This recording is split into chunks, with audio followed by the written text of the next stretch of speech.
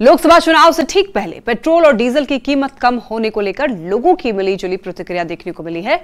राजधानी के ज्यादातर लोगों ने इस फैसले को लेकर केंद्र सरकार की तारीफ की है, तो वहीं कुछ लोगों ने इसे चुनावी हथकंडा बताया है। लोगों से बातचीत की है संवाददाता रजनीश कुमार ने।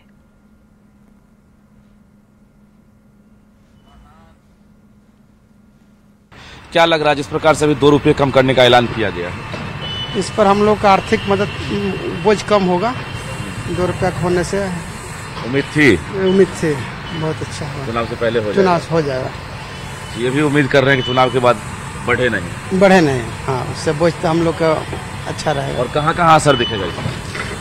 पूरे बिहार में अच्छा रहेगा। उससे कितना हो गया कीमत? अब हो गया सर 2 रुपया 6 पैसा घटाया है सर। अभी हो गया 105 रुपये 31 पैसे। पेट्रोल और डीजल की कीमत में जो कमी आई है 2 रुपये, कितनी राहत मिलेगी?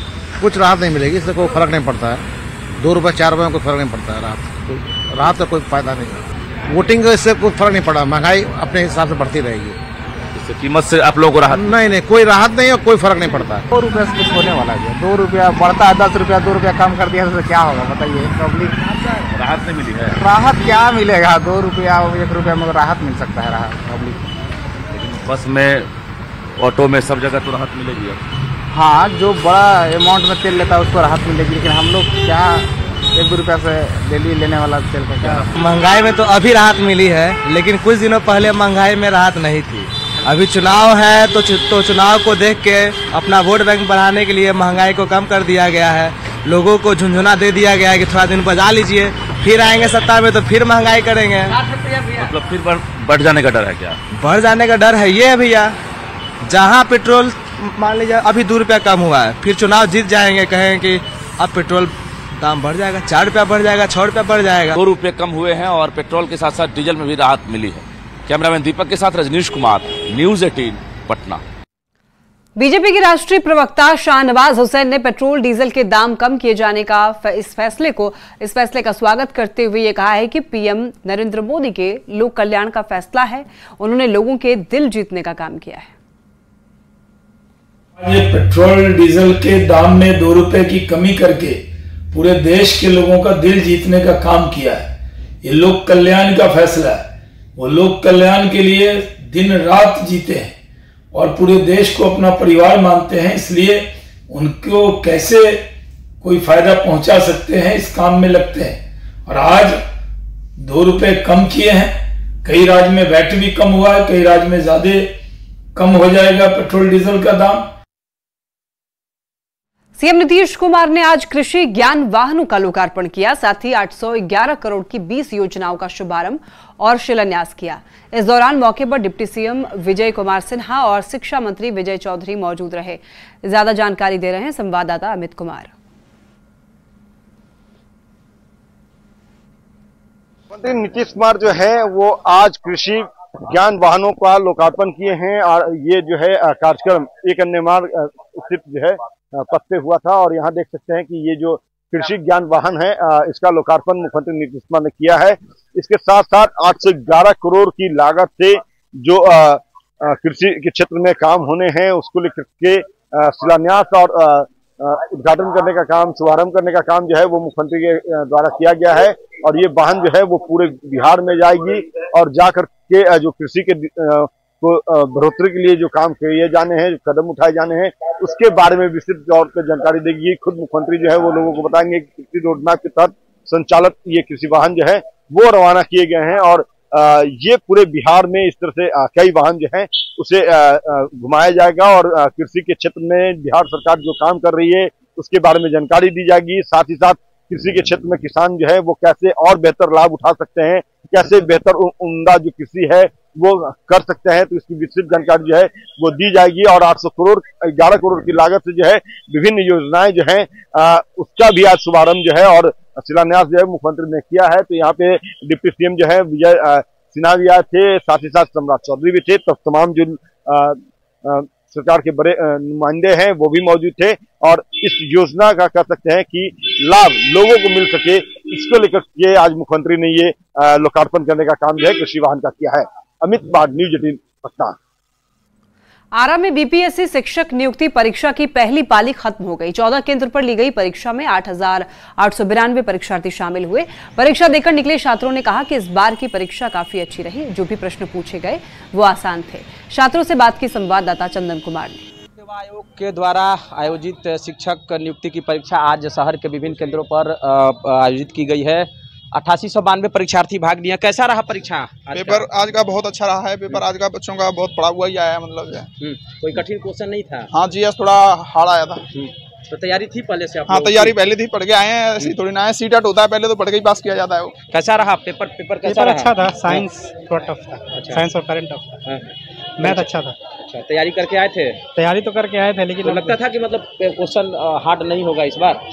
ऐसा नहीं था। ये नहीं, बीपीएससी के लिए आप ये नहीं सोच सकते। काफी संख्या में तकरीबन 14 केंद्रों पर भोजपुर जिले में ये परीक्षा आयोजित की गई थी और जो परीक्षार्थी हैं वो परीक्षा दे करके निकल रहे हैं। कैसा रहा परीक्षा आपका? बहुत बढ़िया रहा। जैसा तैयारी किए थे उसके अनुरूप बहुत बढ़िया एग्जाम गया। जैसा तैयारी किए थे उसके अनुरूप और इजी क्वेश्चन आया था। कोई ज्यादा टफ नहीं था।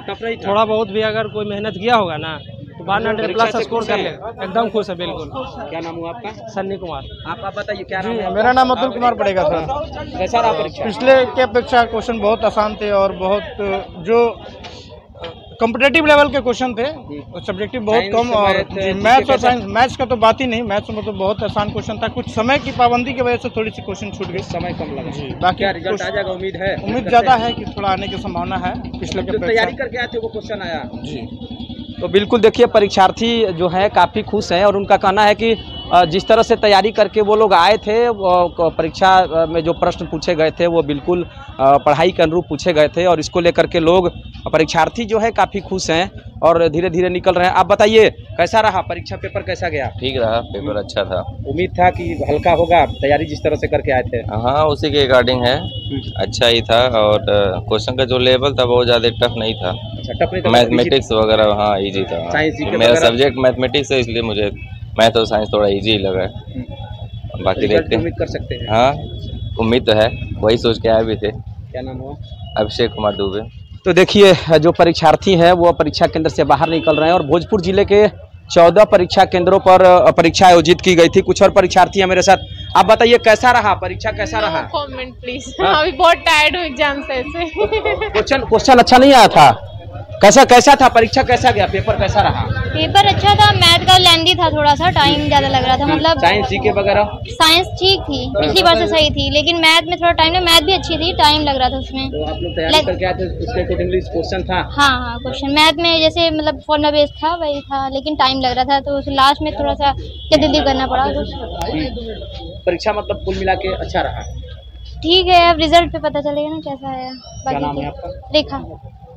तो बिल्कुल देखिए, जो परीक्षार्थी हैं वो परीक्षा देकर के बाहर निकल रहे हैं। सर, छात्रों का कहना है कि इस बार क्वेश्चन इजी था। क्या लगता है जो छात्र परीक्षा? हम लोग जो ड्यूटी कर रहे थे उस ड्यूटी में बच्चे काफ़ी तेज गति से काम कर रहे थे और मैंने देखा कि लगभग सभी बच्चों ने लगभग सारे क्वेश्चंस को अटेम्प्ट किया है और काफ़ी अच्छा आंसर्स बच्चों ने। इसका मतलब क्वेश्चन इजी था? हाँ, मेरे हिसाब से तो क्वेश्चन का फॉर्मेट बहुत ईजी था।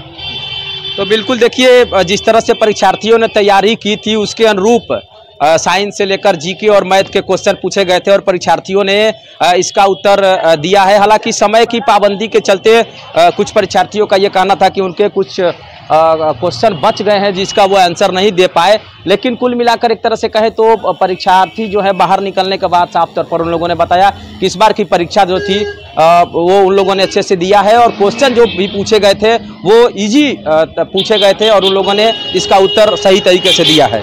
चंदन कुमार, न्यूज़ 18 भोजपुर। गया के वजीरगंज प्रखंड क्षेत्र में छात्राओं ने स्कूल के हेडमास्टर पर छेड़खानी का आरोप लगाया है। स्कूल की 5वीं क्लास की कुछ छात्राओं का यह कहना है कि प्रिंसिपल ने बैग देने के बहाने कार्यालय में बुलाया और गलत तरीके से छूने के प्रयास किया और प्रिंसिपल के इस अश्लील हरकत का छात्राओं ने विरोध किया है और शोर मचाते हुए कमरे से बाहर आकर ग्रामीण को जानकारी दी, जिसके बाद अभिभावक स्कूल के परिसर में पहुंचे और प्रिंसिपल के विरुद्ध आक्रोश प्रकट किया। वहीं इस मामले की गंभीरता को देखते हुए आरोपी प्रिंसिपल स्कूल से फरार है। ग्रामीणों ने स्कूल में उपस्थित अन्य 2 शिक्षिकाओं और एक शिक्षक को घेर लिया है।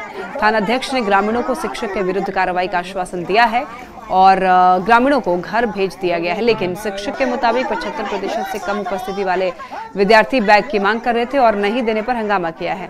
तो उन्होंने साथ ही अन्य शिक्षकों के विद्यालय में बंधक बनाने की घटना से भी इनकार किया है। ये आज से नहीं है, कई बार इसको हो चुका है ये धंधा। क्या क्या धंधा होता है? ये छड़काने वाला धंधा ही मास्टर करता है। बहुत बार तो कोई हल्ला हंगामा सब विरोध नहीं करते हैं? कितना कर रहे हैं। दानापुर के फुलवारी शरीफ में गांजे और स्मैक का उपयोग बढ़ता जा रहा है। फुलवारी शरीफ की सड़क पर एक युवक नशे की हालत में नजर आया। युवक कभी ट्रक को तो कभी कार को रोकने में लगा हुआ दिखा। युवक सड़क पर हंगामा कर रहा था, लेकिन पुलिस कहीं भी नजर नहीं आई।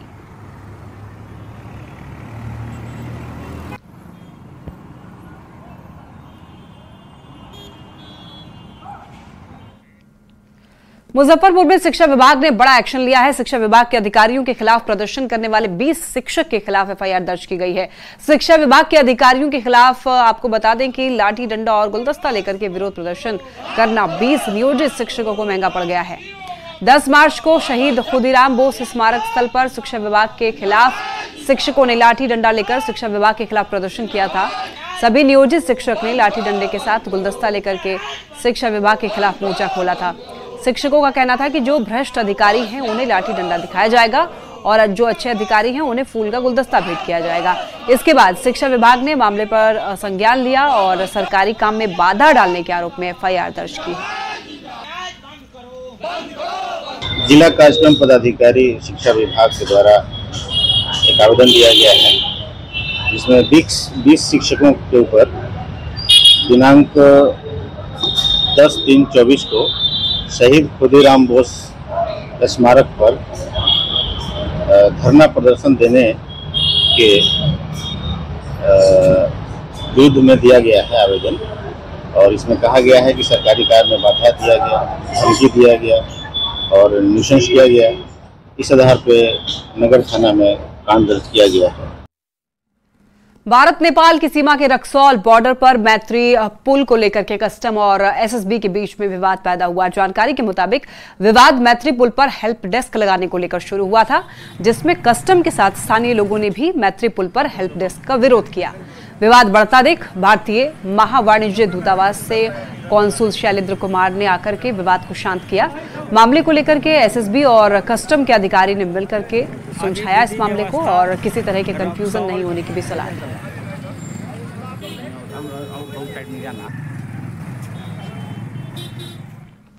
गया रेलवे स्टेशन पर डेहरी ऑन सोन जाने वाली चलती ट्रेन में चढ़ने के दौरान एक महिला यात्री का संतुलन बिगड़ा और वो लड़खड़ाने लगी। तो इस दौरान स्टेशन पर तैनात आरपीएफ जवान और अन्य यात्रियों ने दौड़कर के महिला को ट्रेन के अंदर की ओर धकेला, जिसकी वजह से महिला की जान बच गई। ये घटना स्टेशन पर लगे सीसीटीवी कैमरे में कैद हो गई। जानकारी के मुताबिक महिला अपनी बेटी के साथ में गया से औरंगाबाद के लिए ट्रेन के अंदर जा रही थी। तभी अचानक ट्रेन चलने लगी और महिला चलती ट्रेन में चढ़ने की कोशिश की, जिस दौरान उनका पैर फिसल गया। हालांकि इस बीच महिला की बेटी को चढ़ने नहीं दिया गया, लेकिन बेटी को बाहर देखकर महिला फिर से बाहर कूदने की कोशिश करने लगी। तो आरपीएफ ने उसे तुरंत वहीं रोका और जब ट्रेन धीमी हुई तब महिला को ट्रेन से बाहर उतारा गया। तो वहीं इस दौरान माँ और बेटी ने आरपीएफ जवान को उसकी जान बचाने के लिए धन्यवाद दिया। गया से यूनिवर्सिटी ट्रेन से जाने के वजह से ट्रेन पर चढ़ रहे थे, मेरा पैर फिसल गया। इसकी वजह से आरपीएफ जवान हमको बचाएं, हमारी बेटी को भी बचाएं और उसके लिए हम बहुत बहुत धन्यवाद कर रहे हैं। विकसित भारत संकल्प यात्रा से युवाओं को जोड़ने की मुहिम के तहत पूर्व केंद्रीय मंत्री और सांसद प्रताप शृंगी औरंगाबाद पहुंचे। इस दौरान उन्होंने कहा कि 2042 तक युवाओं के सपनों का विकसित भारत बनाने को लेकर केंद्र सरकार दृढ़ संकल्पित है। उन्होंने आगे कहा है कि आपराधिक तत्वों के खात्मे का समय आ गया है। तो वहीं केंद्र की विभिन्न कल्याणकारी योजनाओं की वजह से हमारा देश तेजी से विकास के पथ पर आगे बढ़ रहा है।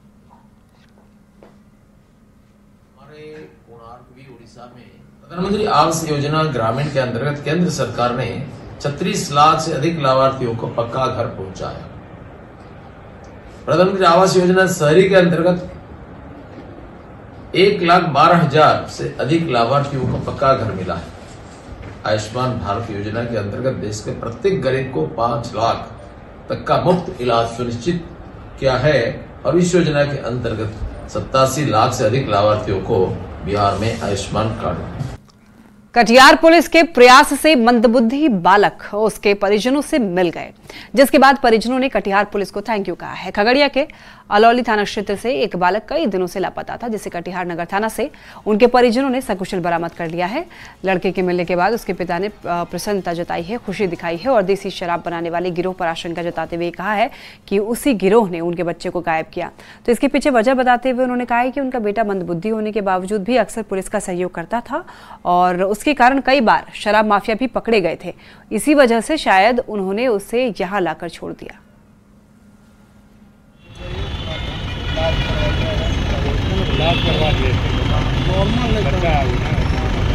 दारू बनाने वाला बिचौलिया ही इसको डिफिनिट रूप से गायब किया है, क्योंकि एक बार आबकारी विभाग को इन्हें बता दिया था, इसको मारा पीटा था बेरवा मुसहरी। कटिहार पुलिस का हम सदा आभारी रहेंगे। जहाँ तक जितने भी सर मिले हैं सब इसके बारे में अच्छी बातें ही की है और इनकी जो भी मदद हो, चाहे रुपया पैसा, खान पान या कपड़ा से, सब लोगों ने इनकी मदद की है। और जितने भी लोग थे सब इनका एक तरह से समझ लीजिए ख्याल रखे हैं, तो उनके लिए मैं सदा आभारी हूँ। शेखपुरा के सरकारी स्कूलों में तेजी से सुधार हो रहा है। स्कूलों में बच्चे ड्रेस कोड में आ रहे हैं। कॉपी और किताब की सुरक्षा को देखते हुए राज्य सरकार क्लास 1 से क्लास 3 तक के बच्चों को मुफ्त में बैग उपलब्ध करवा रही है। बच्चे स्कूल बैग लेकर के काफी ज्यादा उत्साहित में हैं। जायजा लिया है हमारे संवाददाता अजित कुमार सिन्हा ने। शेखपुरा के सरकारी स्कूलों में लगातार शिक्षा के क्षेत्रों में सुधार हो रहा है। अभी हम अभ्यास मिडिल स्कूल में हैं। आप देख लीजिए, सारे बच्चे ड्रेस कोड का पालन भी कर रहे हैं। उसके बाद सरकार की योजना जो आई है वो बैग उपलब्ध कराने का, 1 क्लास से 3 क्लास के बच्चों को मुफ्त में बैग दिया जा रहा है, जिसमें सारा इक्विपमेंट्स आप है, एजुकेशन से संबंधित सारा इक्विपमेंट्स दिया गया, बोतल दिया गया है, ताकि बच्चे को सभी संसाधन उपलब्ध हो, बिल्कुल सही शिक्षा उपलब्ध हो पाए। अब हम हेड सर हैं इस विद्यालय का, उनसे जानना चाहेंगे कि आखिर बच्चों को जो इक्विपमेंट दी जा रही है या बैग उपलब्ध कराया जाए, इससे क्या लाभ होगा, शैक्षणिक क्षेत्रों में क्या सुधार होने की संभावना है? सर, इसे काफ़ी ज़्यादा सुधार होने की संभावना है। क्या है कि काफ़ी बच्चे जो है इसे, जिनके माँ बाप समय पर कॉपी, स्टेशनरी सामान, बैग इत्यादि उपलब्ध नहीं करा पाते थे, उस स्थिति में बच्चे किताब लाते थे हाथ में और कॉपी नहीं रहने के कारण होमवर्क वगैरह करने में उनको काफ़ी कठिनाई होती थी। इस किट बैग से काफ़ी फायदा बच्चों को होगा सर। सभी बच्चों को दी जा रही है? जी 1 to 3 क्लास को दी जा रही है सर। क्या क्या मिला है बैग में, देखे हो? नहीं अभी। क्या लाभ होगा इससे?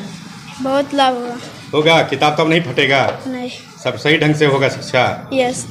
आप बताइए, क्या नाम है? मेरा नाम अमृत राज है। किस क्लास में पढ़ रहे हैं? 3 क्लास में पढ़ रहा हूँ। क्या मिला है अभी? हाँ, मुझे एक अच्छा बैग मिला है जो बहुत अच्छा है। इसमें क्या क्या सुधार हो सकता है? इसमें पेंटिंग है और 3 कॉपी है, बॉक्स है, वाटर। और इसी के साथ इस बुलेटिन में फिलहाल के लिए इतना ही। खबरें लगातार जारी है, आप देखते रहिए न्यूज़ 18।